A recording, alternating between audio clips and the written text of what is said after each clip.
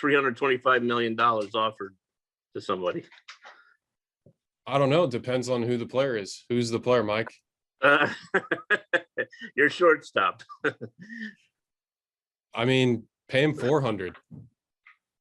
Okay. I mean, you've been his teammate now for a little over a month. I mean, you think he's a $400 million player? Absolutely.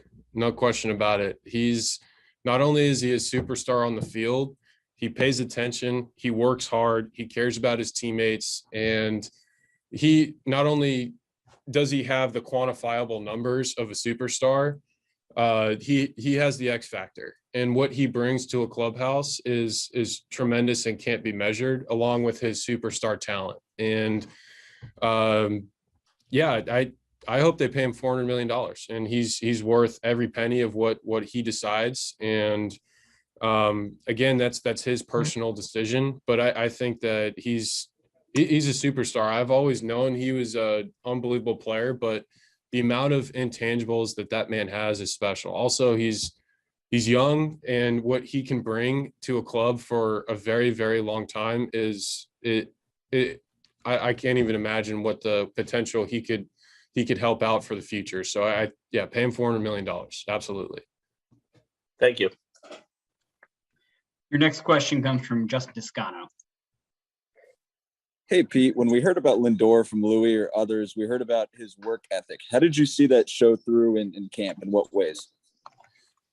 So how he attacks each day, it's unbelievable. Like the amount, not only of the work, but how mentally locked in and how well he pays attention to details. It really is special. And again, I know I mean, I respect the hell out of him. Not only like does he work hard, he helps other people get better. Like he just elevates everybody around him. And I think that for a guy like him, I mean, man, it's unbelievable. I can't speak enough good things about him. And I can't wait to go on the rest of the season, but I can just tell that he's damn special.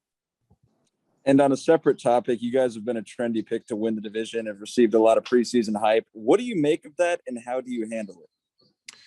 And thank you to all those people who picked us. That's awesome. That's a huge compliment. But also we need to go out there and work every day, because with that comes with a target, and we need to play like we're getting everybody's best effort. And just because we were picked number one or picked to win the division doesn't necessarily mean that's gonna happen, because there's 4 other teams in this division that are extremely talented and can win in a lot of different ways. So we just need to stay consistent and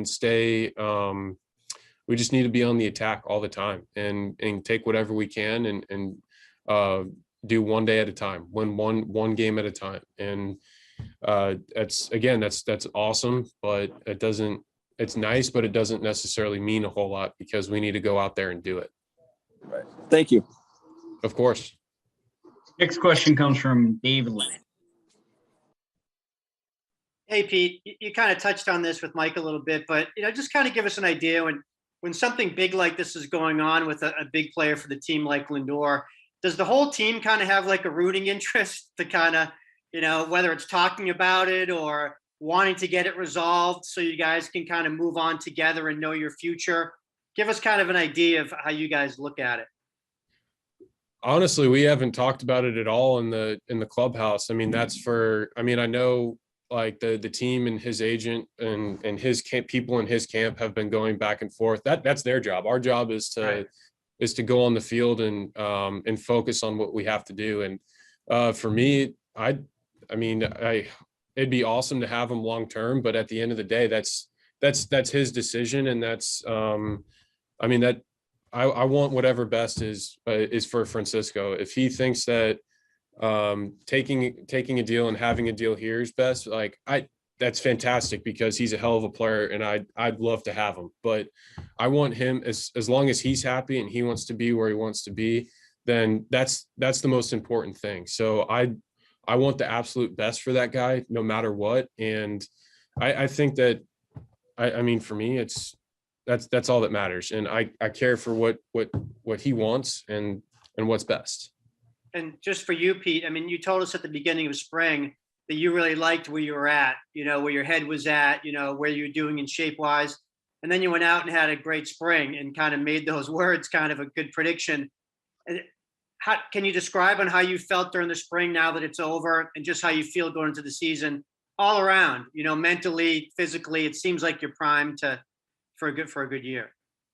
Well, thank you. I appreciate that. And I feel very, very ready. And to be honest, even if I can feel great right now, but when the lights come on, things can be different.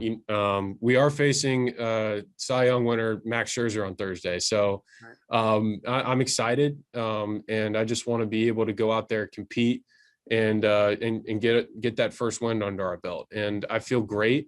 And I'm ready to test out how I feel over 162 games. I'm really happy that we are playing 162 this year. And I think the sky's the limit, not just for myself, but for this whole entire team. This is going to be something really special that I'm so blessed to be a part of.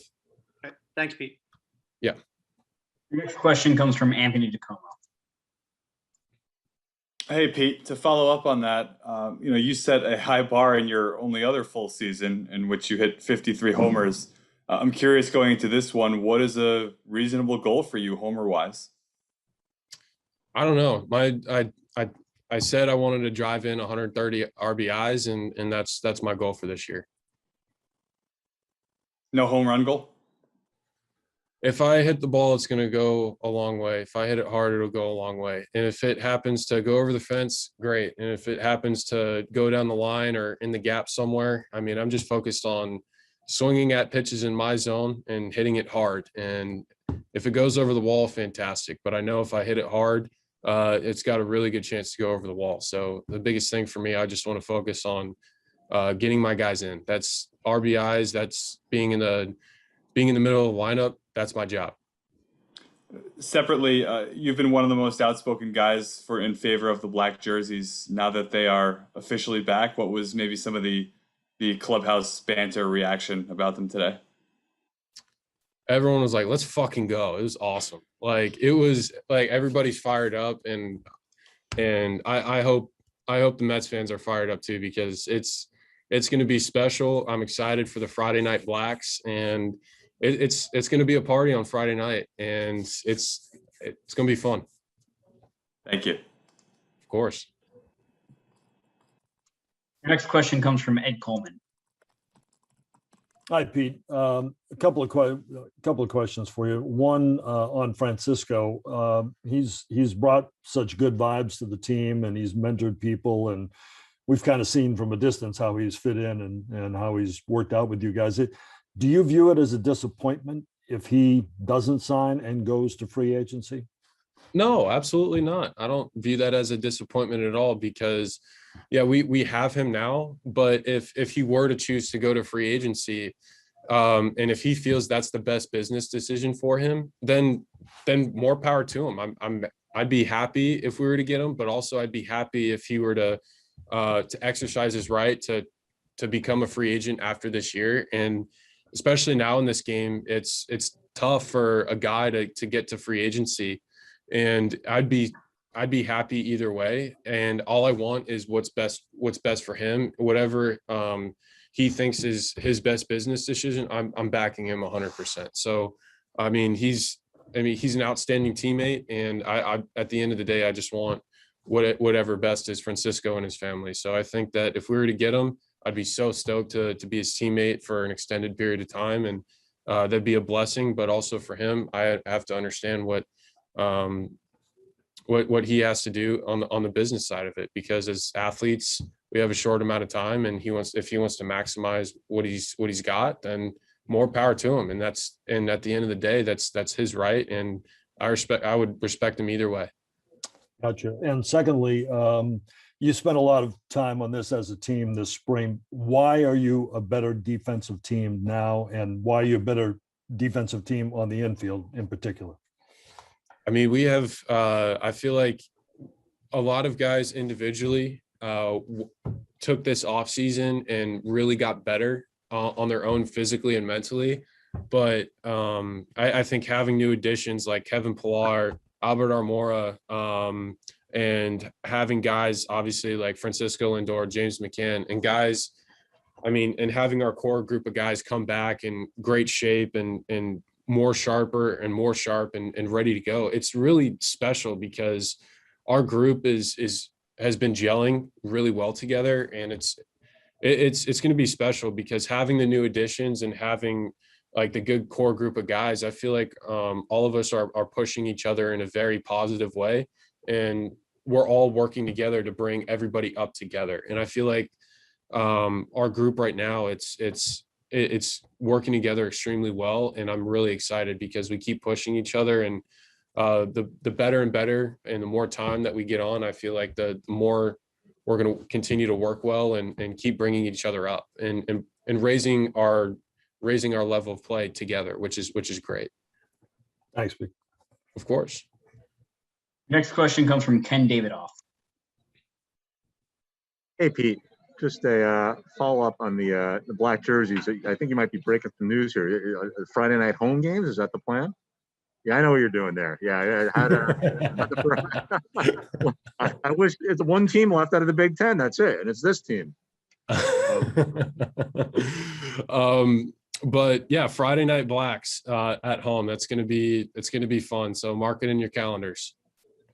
Thanks, Pete. Of course. No good luck wish tonight? No. Go Buckeyes. Your next question comes from Bishop Thosar. Hey, Pete. I'm just wondering what differences, if any, have you seen in Louis compared to his first year managing style to how he's approached his second year here? For me, I don't think he's necessarily changed like at all. I think that having the pandemic and being such an unprecedented year, I think that I don't think that it was truly. I mean, it's just kind of a weird year all around. I don't think that it was necessarily his managing style. For me, I've had Louis since 2017, and he's been the same guy all throughout. I just think that with all the weird stuff happening last year, I don't think that necessarily was the best representation as us as an organization and a team. And I feel like over 162 games, you would have really got to see not just our team, but him shine. And I think that this year with a full season, you're really going to see a lot of things, a lot of positive things, and you're really going to see his expertise and knowledge. And it's going to be a fun year for all of us, and I'm really excited for it. What do you think he does best as a manager? He always has plan A, B, C, D, E. Like he's got, because baseball, there's so many different variables and so many different ways. He's always so prepared. And for me, I think that because he's prepared, he's calm, cool, and collected. He's able to make in-game adjustments. And also, I know this is kind of like out of sight, out of mind, but he's been managing in the Dominican Winter League for maybe close to 10 years. And I feel like if he can manage in that environment, he can manage in any environment, because those games and that league is extremely competitive, and it's crazy. I've never played down there, but from what I've heard, it's absolutely bonkers down there. If you can stay calm, cool, collected in those very high intensity games, then I feel like he's really gonna shine this year.